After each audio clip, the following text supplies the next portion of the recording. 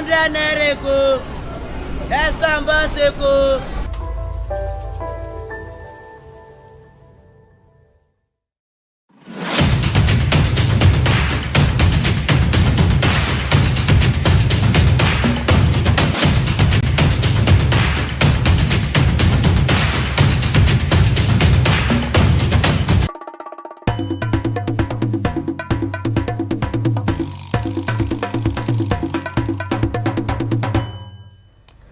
Good morning, viewers. You're welcome to another exciting program of today, Lagos This Morning, where we bring to you updates about recent trend in Lagos State and also across the country.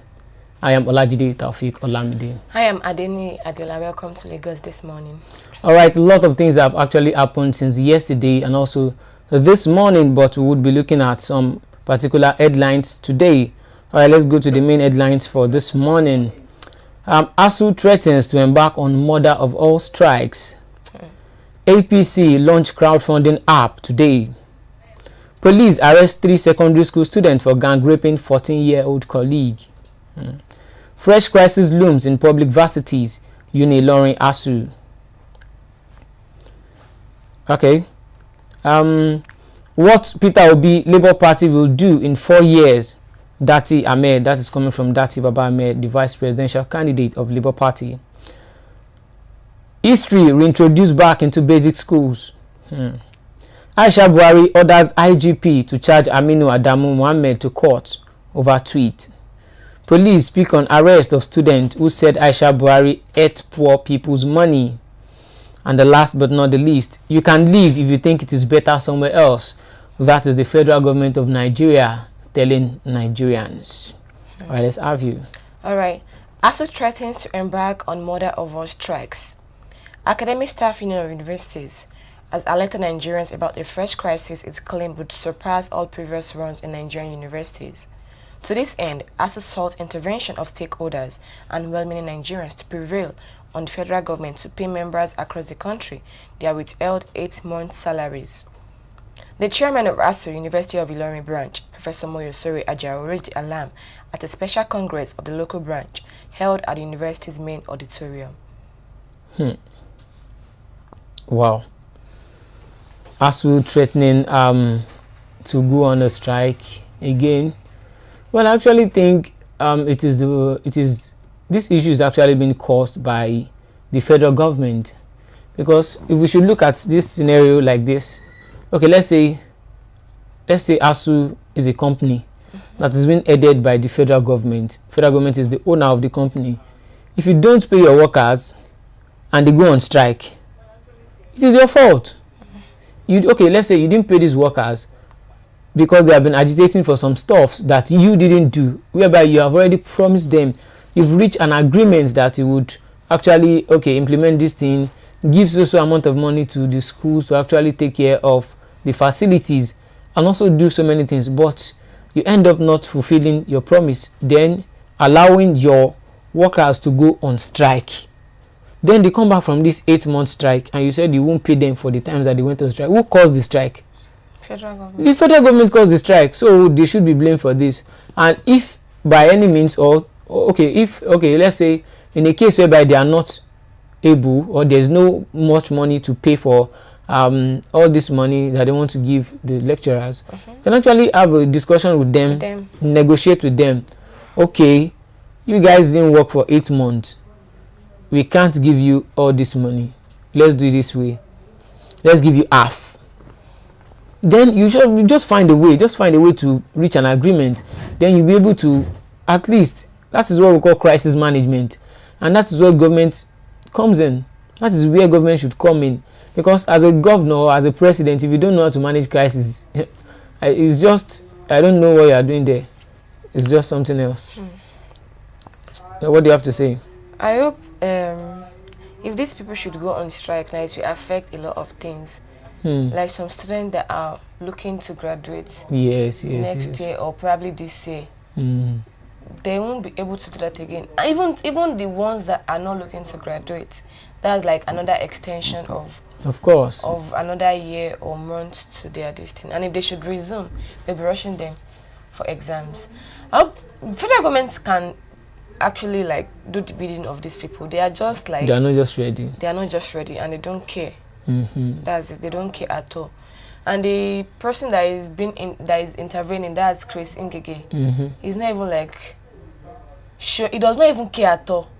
He hates education, to be candid, because if he truly loves education, and these people, their children are not even in Nigeria, they can actually have a meeting. Not even for the sake of the lecturers, for the sake of the student. Like, oh, these people, they are the leaders of tomorrow. Even though they don't see us as leaders of tomorrow, let's hold a meeting and let's do the bidding of these people for the sake of the students. But they are not ready to do anything. Wow. They don't care. All right, we have 3 people watching. You can be part of this program by dropping your comment. You can drop your comment and we would read it out. All right, let's go on to the next one we have here. Police speak on arrest of student who said Aisha Buhari ate poor people's money. The Jigawa State Police Command has said it has no hand in the arrest of a 500 level student of the Federal University of Dutse. The student, identified as Aminu Azari, was reportedly arrested for posting a tweet accusing the First Lady of Nigeria, Aisha Buhari, of eating poor people's money. The student was reported to have been arrested by operatives of the Department of State Service, DSS, a development that had led to a backlash from Nigerians on social media. It was reported that the Jigawa police spokesperson, DSP Lawan Shisu, said he was not aware of the arrest. I think it was DSS. Yeah, that picked them up. Yeah. So they can't be aware because it's. But the DSS is under the Nigeria Police Force. So which DSS now went to arrest the guy? Well.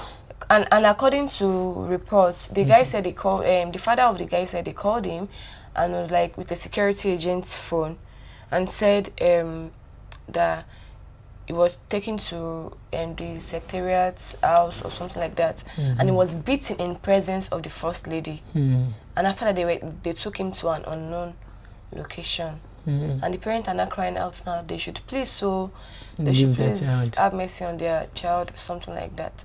Now the police are coming out to say they don't know anything about it. Of course, they will surely. That's what they would say. That is normal for them.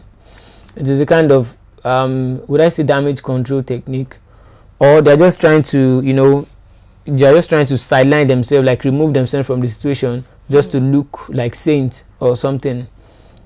Well, may God help us on that. Let's continue. All right. The next one we have here is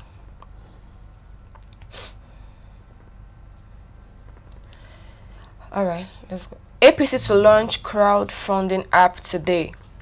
The All Progressive Congress APC Presidential Campaign Council is set to unveil the crowdfund app to mobilize funds for its presidential candidate of the party, Asiwaju Bola Ahmed Tinubu, and his running mate, Senator Kashim Shettima.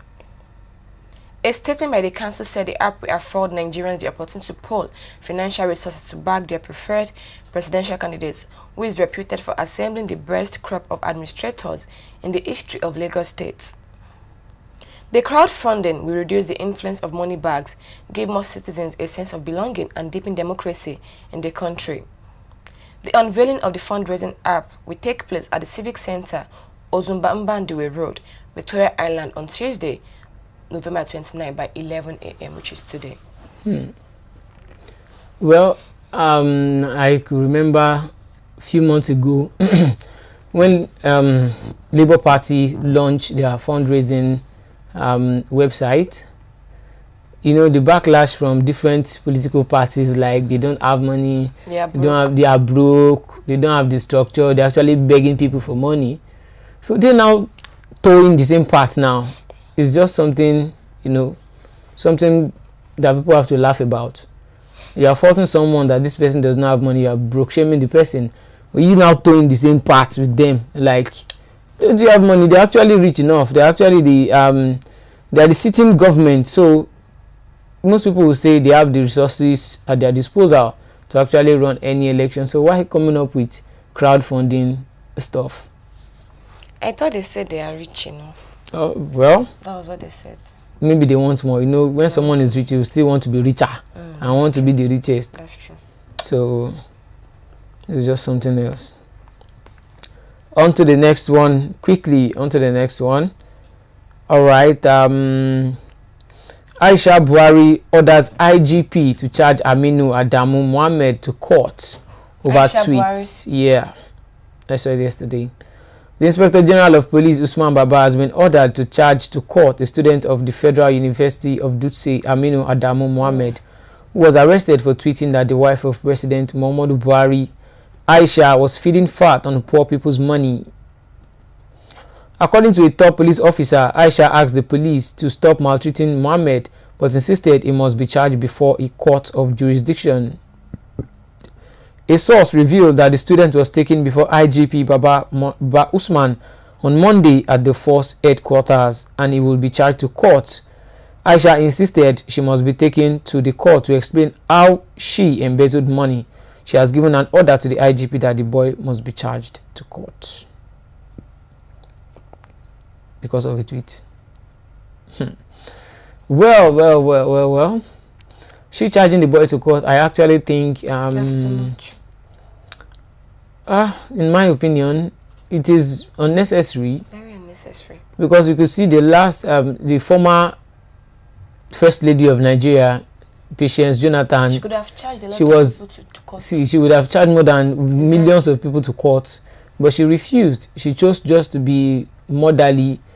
She didn't retaliate. She didn't even say anything back to anybody, not to talk of abducting someone, because we can't call that arrest. It is abduction. If you want to arrest someone, you present your arrest warrant. Okay, you're under arrest for so thing, but you just picking up someone, that is abduction. So I actually think it is not necessary, one. And by the time this boy goes to court, he won't be the one talking by himself. He will actually bring up lawyer, and there are so many human rights activists that will be very, very interested in the case. And it will just open a lot of can of worms about the First Lady of Nigeria. That's what I just think. You know, she is the First Lady, so she has to exercise the power under the influence of her husband. So I understand. It's good to. Of course. Well, you know, power intoxicates, as they do say. But I just think in my opinion, there are some things that you don't just react to anyhow just because you have the power or something, or you just want to make people feel like you can do and undo. No, power is transient. You would actually live there. Okay, this February, March next year, she will be out of that place. She will be called former First Lady. So those people that you have actually arrested and you have maltreated, how do you want them to look at you? They won't wish you well. That's just it. And when she actually goes to court, they would prove to her that this is how you were looking before your husband assumed power. You were not this chubby or fat or something. But look at you now. You are now getting fatter. So that means there's something in between. Of course. People actually come up with different notions and different ways to actually win the case, and it will just expose more. It will just expose so many things that is unnecessary. That's just it. We can see someone commenting here, Precious Honey Gold. She said, what I know is that we don't have good leaders in Nigeria. Yeah, I agree with you. Like everyone else would actually agree. Like a right-thinking human being would agree. A right-thinking human being, not someone that has been maybe persuaded or bought over with money or stomach infrastructure or something else. You don't have good leaders. That's what Nigerians are suffering about now. So let's go on to the next one. Alright, the next one we have here is, police arrest 3 secondary school students for gang raping 14-year-old colleague. The police command in Ondo State said it has arrested 3 secondary school students for the alleged conspiracy and defilement of a 14-year-old student. SP Olufumilayo Odunlami, the command spokesperson, made a disclosure in a statement on Monday in Akure. The suspects are students of Akure High School. They lured a 14-year-old student into the bush at the back of the school gate and gang raped her. The three suspects are in police custody and will be charged to court after the conclusion of our investigations. Gang raping, even Bad raping parenting. entirely. Well, we can say bad parenting, one, because before a child will actually think of raping someone, he does not see anything bad in it. He does not even respect the female gender or even himself, and does not even have a sense of dignity, it does not have, it lacks shame. Before you think of raping someone, you should know that this person would report, then it will bounce back on you, then it will tarnish your image forever because your picture will be all over the internet or something, and they would know you as a rapist. So nobody would like to associate with you. So I just think it starts from the home, what they hear, the way their parents portray themselves. One, that's it. The content they are being exposed to. As at that age, I think environments too matter. When a child is being brought up in an environment whereby there is hooliganism, they don't give a damn about the female gender, they look at them as sexual objects. So all this kind of thing is bound to happen in that kind of environment or that kind of society. And it also begins with the family, because the family is the first place of education, first school for anybody. Yeah. Once you're born into a family. What they tell you, the way they treat you will determine how a child will actually turn out in the society. Yeah. Though they said they will be charged to court. They will be charged to court after investigation, because at times when it comes to rape case, you have to look at both parties and try to investigate, because some people can come up with different cases and just say, okay, these people try to rape me, whereas they didn't rape the person or something. So they just need to investigate it thoroughly, so nobody would be misjudged or something. All right, let's continue.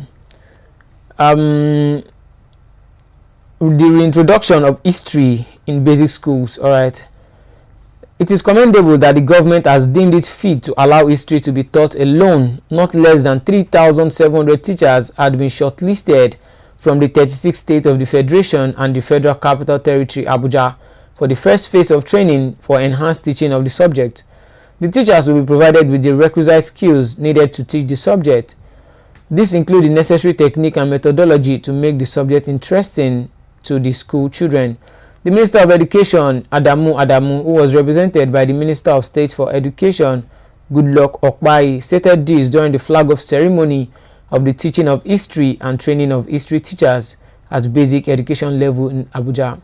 As Adamu admitted, the removal of history from the school curriculum at the basic education level was a monumental mistake.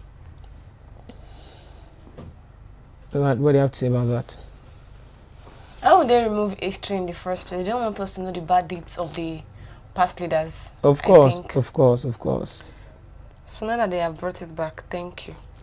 Well, I actually think it's not only about bringing back history. All right, we have 8 people watching right now. You can actually be part of this program. We're talking about the Minister of Education bringing back history as a subject into the basic education curriculum. You can actually drop your comment and let's have your take on that. Well, I think it's not only about, it's beyond just bringing history back, because the history they taught us then, they've never taught anybody history of Nigeria before like pre-colonial era, like the real history of Nigeria. Who are Nigerians before the name Nigeria came into being? Nobody. They just teach us about the white people, Macpherson Constitution, Lord Lugard, it's just irrelevancies. It does not concern African people. About what's this man's name called? Mungo Park. They said he discovered River Niger or something, or who discovered it? That's not what River Niger that people were using. You met people there and you said you discovered the place. How come? How can you discover a place that people are living in? No, Adibin is just a place whereby nobody has discovered it before. Nobody has been there. You can come and tell us that you discovered that place. But that River Niger, people have been there for years, for hundreds of years before they came there, and you claim to have discovered it. No. How come now? No. It doesn't work that way. We have another comment here. Mofat Asmof. What is the difference between the husband and the wife? Well, and another one, Anchor, don't also forget about what the society of today is. Well, the society of today is just something else. It's something else. I just think Nigeria needs to work on the prosecution and reward system. Where there's no sin, where there's no law, there will be no sin. And when you don't punish people and reward people who do good, punish people who do bad. That's just it. There should be a actual law for raping. whereby once you have been caught that you rape someone, just know you dance to the tune. It's not about, okay, your father is a senator or something, you have to dance to the tune. So that's just it. Alright, the next one we have here is fresh crisis looms in public varsities. Ilorin Asuu. A fresh crisis is in the offing if the federal government fails to address the controversial issue of no work, no pay. For the Academic Staff Union of Universities, Asuu. Flip TV recalls that following the resumption of duty after their 8 months of strike action, the federal government implemented the no work, no pay policy, with half salaries reflected in the October pay packet. The University of Ilorin chapter, at a press conference in Ilorin on Monday, threatened a showdown with the federal government should the authorities fail to address the lingering no work, no pay controversial policy. Well, you see, this thing that the government is trying to do by cutting lecturers' salary, by saying they won't pay them, like no work, no pay. The lecturers have nothing to lose. It is the student that would lose, because when you say you won't pay, or you won't pay them for the time they didn't work, and now that they have resumed, they want to go back then to cover all the syllabus. It's just a simple analogy. If I were to be one of those lecturers or the president, I won't even go back to tell the government that they should pay us or something. Once we don't see the money, all those 8 months, we throw it away. In my personal opinion, we will throw it away. So it is to be a lose-lose situation. They don't pay us the money, the students don't get the knowledge. Exactly. We won't teach them, we just score them with what they have done. Then they go on like that. So next time they know how to treat people. So you don't just treat people like animals. They are not casual workers. They are salary, they are government workers. So they can't just treat them with disdain like that. Like they are not just anything. Like just paying people, professors, you are paying them half salaries. Whereas all this strike, they caused it in the first place. You reach an agreement with someone that you will do so and so thing by this time, and it's time to fulfill the agreement. You said no, you won't fulfill it, that you don't have money, you don't have 1 trillion to actually pay the lecturers or something. They come up with silly and flimsy excuses. So the lecturer does not, they don't even need to really go on strike like that. They should just proceed, continue from this new session. All the 8 months, in my opinion, if I were to be one of them or the Asuu president, it is out of the window. That's just the solution. Because when someone tries to outsmart you let them know that no, you actually pay them back in the way they actually pay you. That's just it. Nobody has the monopoly of violence. Everybody can be violent. Yeah. All right, let's go to the next one. What Obi Labour Party will do in 4 years. That is coming from Dati Ahmed. The vice presidential candidate of the Labour Party, Senator Yusuf Dati Ahmed, has said that from the first month in office, Nigerians will start seeing clear changes if the Labour Party presidential candidate, Mr. Peter Obi, is elected next year. Speaking on a one-on-one program, he said kidnapping for ransom, subsidy racketeering and money laundering, among others, would be tackled and the economy would be boosted via investment in agriculture, infrastructure and attraction of foreign direct investment. When asked what the Obi presidency would do in 4 years, he said, before you get to 4 years in the first month, stop the killing and start the healing, stop the stealing and start the keeping, stop the slide and start the climb. Well, in 4 years, we can say, well, personally, I'm not expecting any, if they emerge as the winner, I'm not expecting them to actually revamp the economy in just 4 years, because the damage that has been done now already. It is just like building a house. Okay, it's just like a house that is about to collapse. Okay, the owner now said go and paint the house. No, you don't just paint the house. If another person buys the house, you actually collapse all the old structure, then start from foundation again, then lay a good design, then the building will be able to stand. That's just, so I don't really expect them to actually revamp or do a magic. They can't do everything at once in 4 years. Of course, in just 4 years. There are some things they will just have to do. Though he said they will start the healing, they will stop the stealing and start the keeping. That's the first thing. Even, okay, let's just put it in an organization setting now. In a scenario of an organization that is dying, that is falling off, and a person is being assigned, is being brought in to be the manager, you don't just do anything. The first thing you do is to track your spending, your income and your expenditure. How much are these people spending? If the company is falling, then that means you are spending more than you are earning. If the person is broke now, it's either you are not using your skill to the right advantage, one, or you are spending more than you are earning. If you are earning more, if you are spending more than you are earning, there's no way you won't go broke. You will go broke. There's no way. There's no two-way thing about it. It's arithmetic.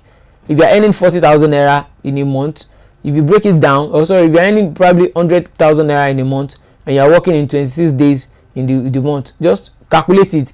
100,000 divided by 26. That would give you how much you are earning per day. If you now calculate how much are you spending per day, okay, let's say you are earning 2,500 naira per day, and you are buying food of 2,000 naira, you are buying card of 1,000 naira, you are spending like a rich man's child, and you are earning less, you will go broke. There is no way. So the first thing is to track how much is Nigeria earning in a month. In fact, break it down. How many barrels are we having in a day? We are having 1.9 million barrel, and according to the CBN now, per barrel is $90. $90. So convert the 1.9 million barrels a day times 90. That will give you the amount we are earning on only oil in a day. So calculate all the recurrent expenditure and all the budgeting and everything to a day. How much are we spending in one day? If we are not earning more than we are spending, Nigeria will remain broke. That's just it. We have to cut our cost. We will cut the cost. We have to be earning more and spending less. And live within our means. Then we can save to be able to carry out some kind of things, some project that we want to do. So we won't go outside and start borrowing. Because other people are borrowing, because other countries are actually borrowing, does not make it good to borrow. We can live within our means with this oil alone. If they do justice to it, if they actually spend it right and there's no stealing or something. And we still have different sectors. We have the agricultural sector. I'm just talking about the oil sector alone. If you do all the rough calculations in a month, Nigeria should be, what am I even talking about? Not in a month, in a day, Nigeria should be seeing maybe like trillions, like maybe like roughly 20 trillion on oil. But you know, they've stolen almost everything. So that's just what is bringing us back. Mufat Asmov said the history as studies that we are talking about, do we really know if this subject has been edited to suit their political advantage? Of course. History that they taught us in school has been edited to suit political advantage, because there are some people that they paint as heroes. And they are not. And they are not heroes in the real life, in the real setting. They've painted some people as heroes, some as villains, some people as the, what would I even call it? Some people as victims. Since they've been teaching history or everything, they've never really gone deep into maybe the Biafra war or something in schools. They won't even open their mouth and tell you that. Nigeria as a country, who are Nigerians before that name Nigeria came into being? Most people don't know, but they teach us, they just teach us about the white people. Okay, they came, the slave trade started. No, we need more than that. We have to understand. We need more of Nigerian. Yes, Nigeria history. They shouldn't teach us anything about. Don't teach people in the school anything about the white at all. Teach us about the history of Africa, the history of Nigeria. So we with Nigeria thoroughbred. The good and bad deeds of the leaders. The good and bad deeds, everything in Nigeria. We should have access to all these things. Exactly. But they just choose to edit this thing and just tell us what will suit their own political stuff. So it's just alarming. It's not about bringing back history. It's about teaching them the right content in the history.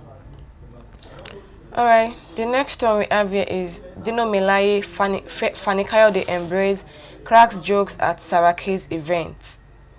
Spokesmen of the PDP and APC Presidential Campaign Council, Dino Melaye and Femi Fani-Kayode, put their differences aside on Monday and embraced. Melaye and Fani-Kayode have been at each other's throats since the political campaigns began ahead of the 2023 general elections. However, at the Dr. Abubakar Olushola Saraki Memorial Lecture, both men exchanged pleasantries and cracked jokes together. The lecture was shared by the Sultan of Sokoto, Mohammed Saad Abubakar III, and delivered by Kenyan orator and Pan-Africanist Professor Patrick Lumumba. Well, I always say that politics is a game of interest. It's a game of interest. These people are not actually fighting, no matter how they come on here or they slam themselves on Twitter or Facebook or anywhere. I don't believe, with my enlightenment and everything and my exposure, I can never believe that they are fighting. They are not fighting in real life. You can see Soludo and Peter Obi. For example, Soludo and Peter Obi. Soludo said so many demeaning things about Peter Obi, but when they met, they actually hugged each other, they laughed, they did everything. Atiku will tell Tinubu to actually stop running for the presidency because he's weak or something. But when they met, you can see them smiling at each other. So the electorate are actually the ones that would carry the political flag bearers on their head and start fighting and killing themselves because of nothing. These people are actually friends, they are business associates. You will notice that most of them actually marry like within themselves. Their children marry themselves. So it's just something that the electorate need to look into and just learn about and just pick some points out of, because these people are not fighting. They are united within them.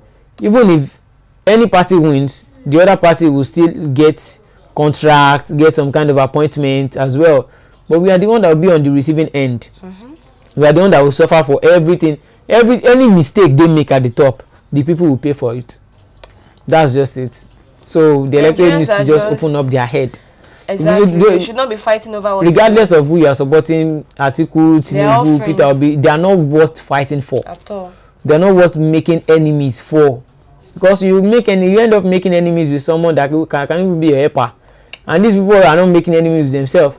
No matter what they say, Atiku might come outside and say Tinubu is something, Peter Obi is something. When they meet, they will do business. And if any one of them end up winning the election, they will still congratulate each other. They will congratulate each other. And go for parties after parties. So. Of course. You can see in so many cases whereby some people will say, I will never come to this party. They will end up getting to the party. Exactly. Fani Kayode was not in the APC before. So, and he used to tackle Tinubu. Festus Keyamo as well used to tackle Tinubu before. Now he's the spokesperson for APC. So now that their interests are aligned, they are now friends. So we just need to learn from that. All right, let's have the next one from you. All right, the next one is, you can leave if you think it is better somewhere else. FJ tells Nigerians. Presidential aide Femi Adesina is not moved by the recent wave of migration, saying many Nigerians have always wanted to leave the country. He spoke on Channels Television Sunday Politics, maintaining that the situation does not apply to Nigeria alone. The average Nigerian had always wanted to live, and it's not just in Nigeria, it is in most countries of the world, particularly in the third world, he said during the show. They always believe that it is greener on the other side. You see, the truth is that if you have an opportunity to better yourself in any part of the world, there is nothing wrong with it. If you think migrating legally is good for you, all well and good. By all means, go, he added. But you cannot now say that because people are leaving, it is a sign that something is fundamentally wrong. As far as it is concerned, Nigeria would never leave the country no matter how things are. Asuu. Well, I just think, Nigeria has disintegrated into a kind of stage whereby people in power actually open their mouths and just spew nonsense. How can you as a leader just say anybody that wants to go should go? Most people that are going out of the country, they are doing well there. Let's look at the football scene. There is no league in this world. There is no league you will go to without meeting any Nigerian player there. Go to India League, you meet Nigerians there. Go to Oman League, you meet them there. Go to Saudi Arabia League, they are there. What does that indicate for you? It means the Nigerian League is nonsensical. It is nothing to write home about. It is nothing to actually write home about. I said these people actually believe things are working in Nigeria. It's because, they are not living like the average Nigerians and they don't know what we face. See, I've heard so many things about other developed nations whereby you can go to the market or the mall, you meet someone representing your constituency, you meet your senator, you can just take pictures with him. Why are you meeting them there? Because they don't have any skeleton in their cupboard. because they have not done anything bad. You know, this time it was this time this year, around sometime this year, someone met this man in Ralph Aregbesola in London, and I was trying to like take a picture of him, and he was so angry, like wanted to smash the guy's phone. I'm like, why? Like, I just want to take a picture of you, sir. You know, now, like, you saw someone like a leader of Nigeria, someone that's held a position, or that is currently holding a position in Nigeria, and then you saw him in a restaurant in London, and you were there as well. You're like, oh, let me take a picture with this person, and then you just flared up, like, why are you taking picture? So the guy was even like, sir, calm down. This is London. You can't do anyhow here. Like, you get, like, this is not Nigeria. It's only in Nigeria that you can be saying anything or doing anyhow. This is London. So, like, you not calm down. Like, you didn't even allow the guy to take a picture. Like, why are you scared? I don't understand. Well, you know, Nigeria here, whereby just a national, what am I even saying? Local government chairman who want to come to his place that he preside over. You will see bouncers, you will see DSS, you know. You write letters. You see all sort of security outfits. Why are they carrying those people? Because they don't trust themselves. You see, when you see, there's nothing as good as a clear conscience. When your conscience is clear, in fact, you'll be able to go there without any security. You'll be like, they are my people. I've done well for them. What I'm being told to do, I've even done more than that. So they can't attack him. They would actually even protect him from any harm. So Femi Adesina coming out to actually open his mouth to say anybody can go if they like. Well, people have been traveling out. It didn't start from today. But if you check the rates in the past 5 to 10 years now, it is just alarming. People are just traveling out to anywhere, any part of the world, so far they're out of Nigeria. If the country is good and they are good paying jobs in this country, will they be leaving their country? Of course. They won't leave to another country now. What is taking them there? I'm sorry, Femi Adesina, the presidential aide, is not seeing things from the sides of Nigeria.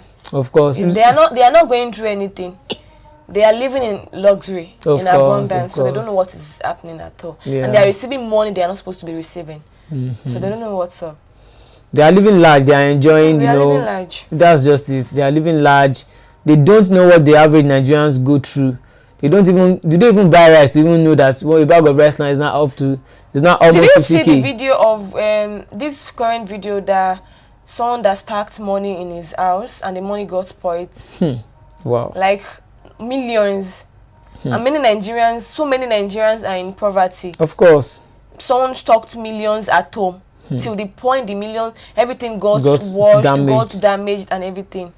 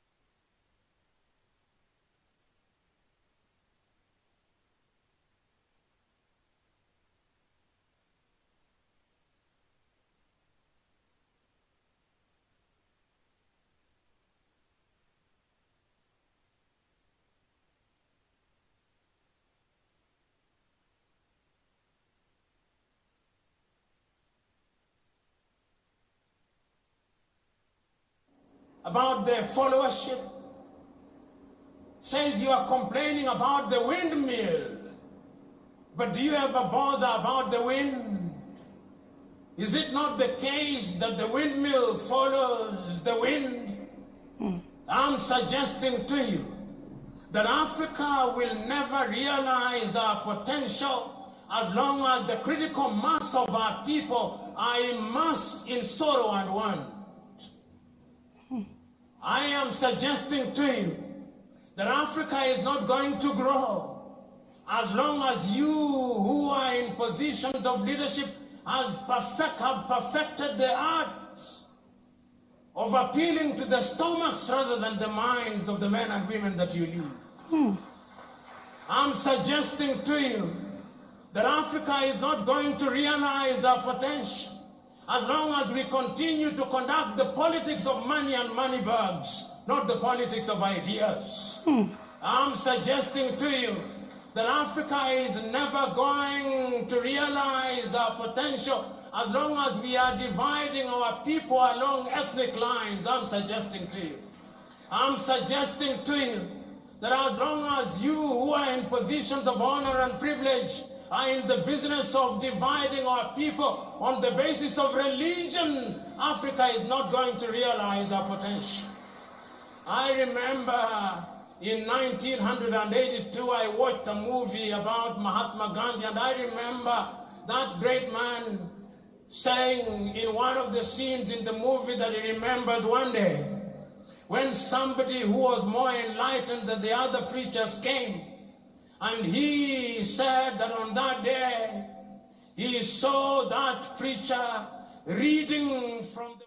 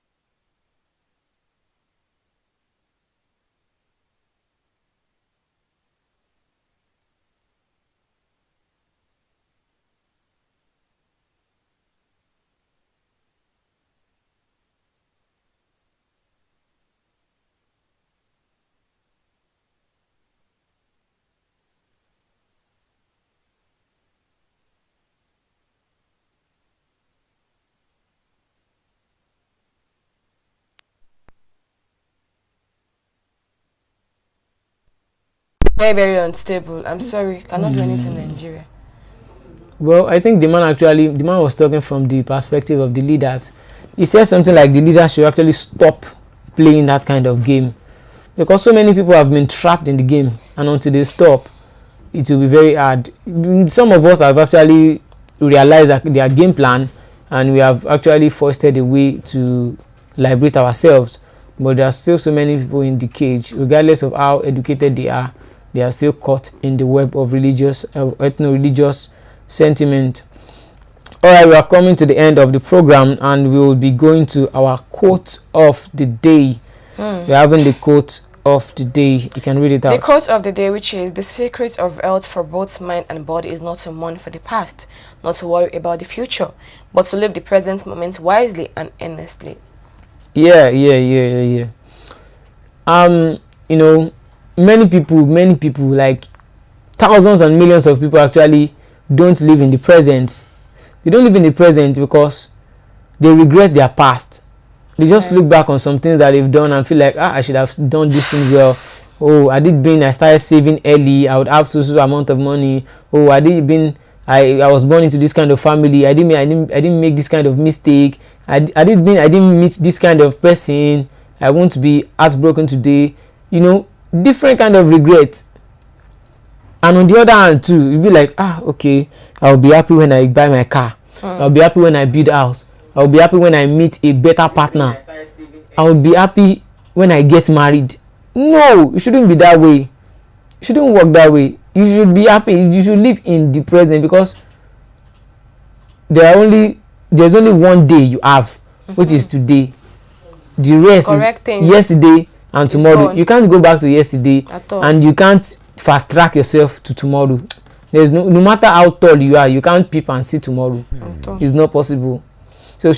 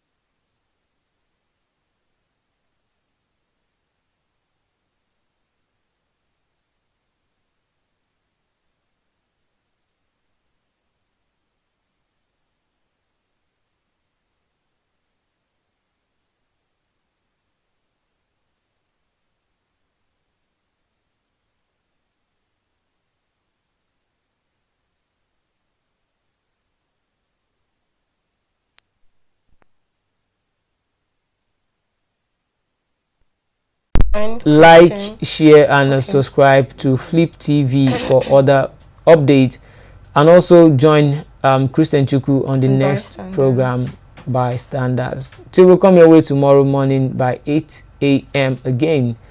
I remain myself, Olajide Taufik Olamide. I am Adeni Adela. Thanks for watching Lagos this morning. Yeah, bye for now. Bye. 100 naira,